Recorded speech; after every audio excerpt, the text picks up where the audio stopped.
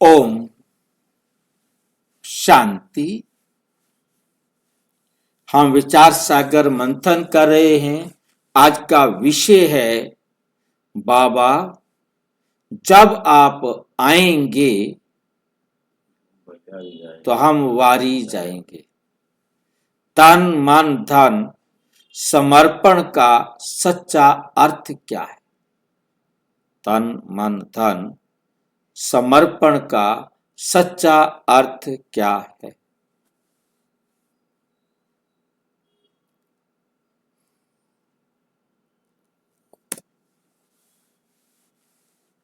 जब आप आएंगे हम वारी जाएंगे। ये वाक्य इतना मधुर क्यों है? ये वाक्य इतना मीठा क्यों है? ये सिर्फ एक संवाद नहीं, ये एक भक्ति का भाव है, प्रेम का संकल्प है, पूर्ण समर्पण की प्रतिज्ञा है। ये एक संवाद नहीं है, ये क्या है? भक्ति का भाव है, प्रेम का संकल्प है, पूर्ण समर्पण की प्रतिज्ञा है। लेकिन बाबा हमें समझाते हैं कि सच्चा समर्पण सिर्फ भावनात्मक नहीं,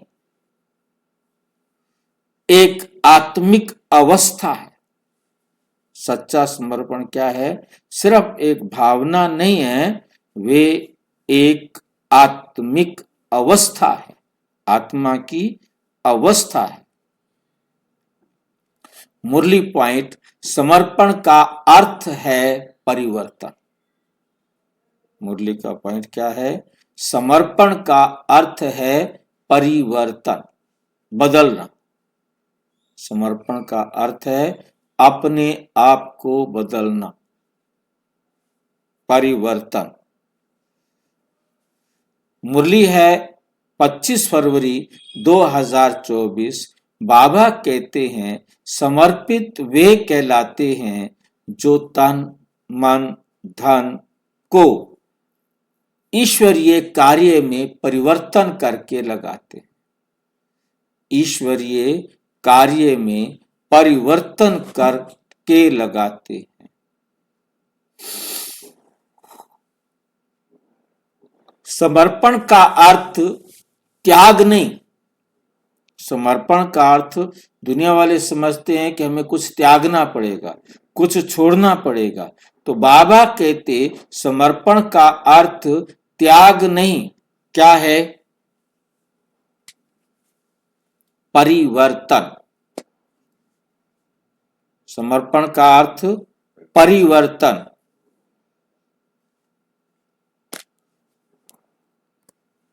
यानी समर्पण मतलब बराबर रास्ता बदलना। हमें अपना रास्ता बदलना है, ना कि दुनिया को छोड़ देना है। हमने दुनिया को छोड़ना नहीं, हमने सिर्फ रास्ता बदलना है। तन मन धन समर्पण का अर्थ क्या? तन मन धन समर्पण का अर्थ क्या? तन बॉडी का समर्पण, तन का समर्पण। शरीर को भगवान के कार्य में लगाना, भगवान के कार्य में लगाना। सेवा करना, मधुर वाणी बोलना, शुद्ध कर्म करना, शुद्ध कर्म करना। समर्पण का अर्थ शरीर छोड़ देना नहीं, शरीर को ईश्वर का यंत्र बनाना। शरीर को ईश्वर का यंत्र बनाना है। मन, मन का समर्पण। मन को बाबा के प्रति स्थिर करना है। मन को बाबा के प्रति स्थिर करना है, बाबा की श्रीमत पर चलाना है, सोचना है। मन में प्रश्न नहीं, प्रेम, विश्वास और आज्ञाकारिता। मन में हमारे क्या हो? बाबा के प्रति प्रेम हो, विश्वास हो और आज्ञाकारिता।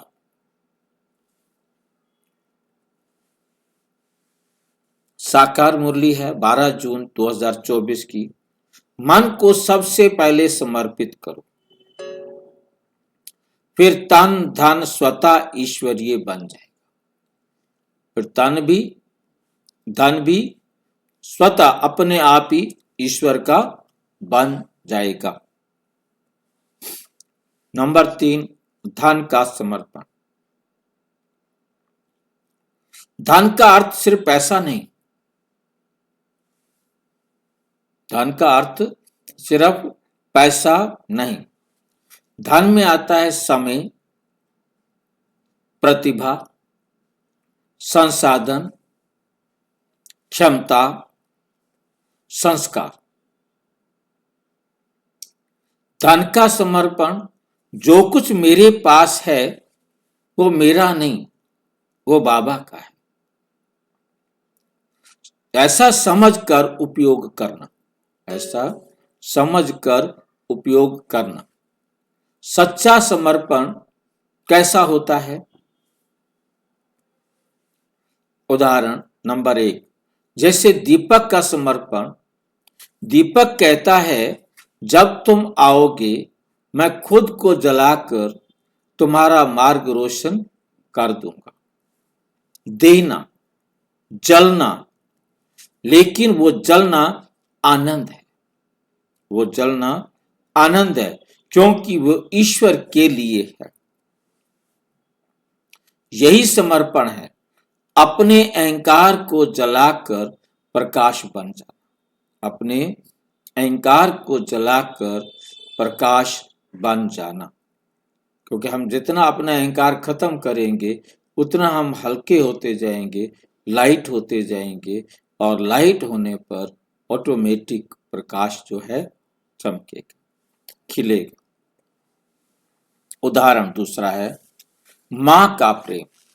मां अपने बच्चे के लिए समय देती है, शरीर का उपयोग करती है, मन प्रेम में लगा होता है, धन खर्च करती है, पर क्या ये सब बोझ समझकर करती है? नहीं, प्रेम से करती। इसी प्रकार समर्पण बोझ नहीं, समर्पण बोझ नहीं, भगवान प्रीति का स्वाभाविक फल है। भगवान से प्यार है हमारा, तो उसके प्यार का स्वाभाविक फल है समर्पण। नंबर 5, जब आप आएंगे हम वारी जाएंगे। पुरुषार्थ में इसका क्या मतलब हुआ? हम पुरुषार्थ कर रहे हैं, पुरुषार्थी हैं, इसमें वारी जाएंगे, इसमें क्या मतलब हुआ? वारी का मतलब जैसे माँ बच्चों कहते हैं मैं कुर्बान जाऊंगी तेरे पर, ऐसे ही बाबा के हम वारी जाएंगे। जो बाबा हमें कहता है, चाहे हमें मतलब कहे वारने का मतलब सब कुछ निछावर, कुर्बान कर देना, न्यौछावर कर देना। जो होगा शरीर तक कुछ भी नहीं है मेरा, सब कुछ है। माँ कहती है ना बच्चों को, मैं तेरे वारी जो तेरे पे जान भी दे सकती हूँ। वार का मतलब यहाँ भी होता है। ये वाक्य बताता है कि जब बाबा आता है हम अहंकार, अपना घमंड, अहंकार, वासनाएं, कमजोरियां, पुरानी गंदी आदतें सब बाबा पर वारी कर देते हैं, त्याग देते हैं, छोड़ देते हैं। वारी जाना अर्थात अपनी पुरानी स्थिति को छोड़ देना। जो पुरानी आदतें थी, पुराना व्यवहार था, पुराने संस्कार थे, वो आज खत्म। मुरली टिप्पणी है, समर्पण का मूल है निश्चय, जड़ है उसकी निश्चय होगा तभी समर्पण करेंगे। 18 अगस्त 2024 की अव्यक्त मुरली है, जिन्हें सच्चा निश्चय है वो स्वतः समर्पित हो जाते। जिनको पक्का पक्का सच्चा सच्चा निश्चय है वे तो तुरंत समर्पित हो जाते। उन्हें त्याग करना नहीं पड़ता, त्याग उनके पीछे पीछे चलता है। यानी समर्पण स्वाभाविक प्रवृत्ति, यानी समर्पण जो है ना क्या है, एक स्वाभाविक प्रवृत्ति है, ना कि दबाव या मजबूरी। मतलब उसके अंदर कोई दबाव नहीं है, कोई मजबूरी नहीं है, आदत स्वाभाविक हो गया है कि मुझे ये समर्पण करना है। हमारा पुराना वायदा, जब आप आएंगे तो हम वारी जाएंगे। बाबा प्यार से पूछते हैं, बच्चे तुमने मुझसे वायदा किया था ना, याद है? हम सोचें बाबा हमने कब वायदा किया, हमें तो याद भी नहीं। फिर अंदर से याद आता है, भक्ति में, आरती में, गीतों में, भजनों में हमने कितनी बार कहा, तन मन धन सब तेरा, तेरा तुझको अर्पण, क्या लागे मेरा।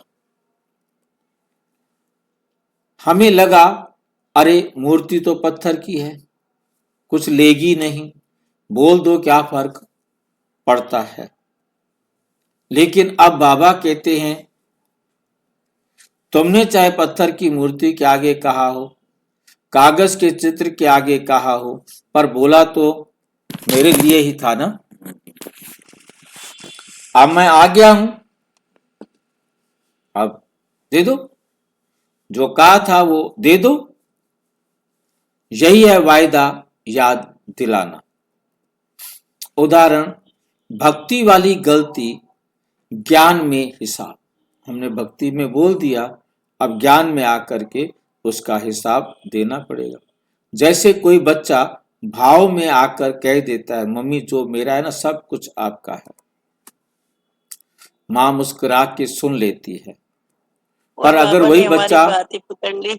हाँ जी, बाबा ने हमारी बात ही पकड़ ली। हाँ, पर अगर वही बच्चा बड़ा होकर कहे ये मेरा है, वो मेरा है, ये नहीं दूंगा, तो माँ प्यार से याद दिलाती है तूने ही तो कहा था सब मेरा है। ठीक ऐसे ही बाबा आज हमें हमारी ही भाषा, हमारे ही गीतों से हमारा वायदा याद दिला रहे हैं। वारी जाने का सच्चा अर्थ क्या है? हम अक्सर भजनों में सुनते थे, प्रभु हम आप पर वारी जाएं। वारी जाने का आध्यात्मिक अर्थ, वारी जाने का आध्यात्मिक अर्थ, तन शरीर का उपयोग बाबा की सेवा, योग और मर्यादाओं में, मन विचार भावनाएं संकल्प बाबा की श्रीमत के अनुसार, धन संसाधन समय योग्यताएं ईश्वरीय कार्य में नियोजित। यानी जो आप कहेंगे वही करेंगे, जो बाबा कहेगा वही हमको करना है, जो आप चाहेंगे वैसे ही चलेंगे। उदाहरण, माँ बच्चे पर वारी जाती है। जब माँ कहती है मैं अपने बच्चे पर वारी जाऊं, तो इसका मतलब ये नहीं कि वो बस बोल दे, बल्कि बच्चे की खुशी में अपनी खुशी। बच्चा खुश तो वो खुश, उसके लिए क्या करना है वो सब कुछ करने के लिए तैयार। बच्चे की इच्छा में अपनी इच्छा, बच्चे की सुरक्षा सुख के लिए खुद को भी त्याग देना।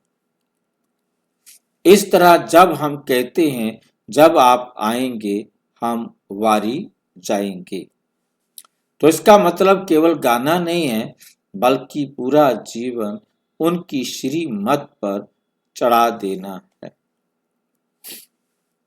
अब बाप आए हैं वायदा पूरा कराने, बाबा आए हैं वायदा पूरा कराने के लिए। मुरली नोट है, भावार्थ है, अब बाबा आए हैं तुम्हें तुम्हारा वायदा याद दिलाने। अब अपने तन मन धन को मेरे ऊपर कुर्बान कर दो। बाबा कहते हैं अब अपने मन की नहीं, मेरी मत पर चलो, मेरी श्रीमत पर चलो। जैसा मैं कहूं वैसा करने के लिए तैयार हो जाओ। यही है सच्चे समर्पण की शुरुआत। आज के समय में समर्पण क्या करना है? तन शरीर को सेवा में लगाना, भगवान की मर्यादाओं में चलना, मन अविचल स्मृति, दयालुता, निर्मल विचार, धन समय, ऊर्जा, कौशल, सद्गुण बाबा की सेवा में लगाना। अंतिम अनुभूति समर्पण का आनंद। जो आत्मा बाबा को अपना सब कुछ समर्पित करती है, जो आत्मा बाबा को अपना सब कुछ समर्पित करती है, तब आत्मा वे आनंद महसूस करती है जो संसार के किसी भी सुख से महान है। समर्पण खोना नहीं, समर्पण सब कुछ पा लेना। समर्पण का मतलब है खोना नहीं, समर्पण का मतलब है सब कुछ पा लेना। इसलिए प्रेम से कहते हैं जब आप आएंगे हम वारी जाएंगे। मीठे बच्चे, तुम्हारा वायदा है कि मैं जब आऊंगा तो तुम मेरे ऊपर वारी जाओगे।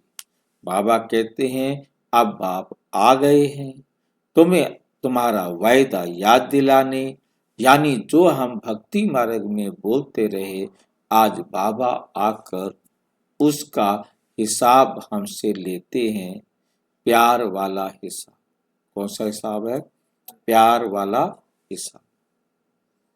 अच्छा, ओम शांति।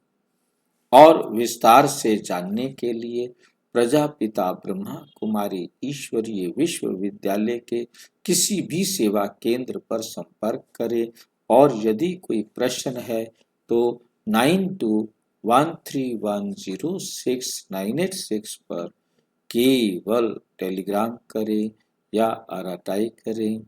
9650692270 पर केवल व्हाट्सएप करें। फोन नहीं। ओम शांति।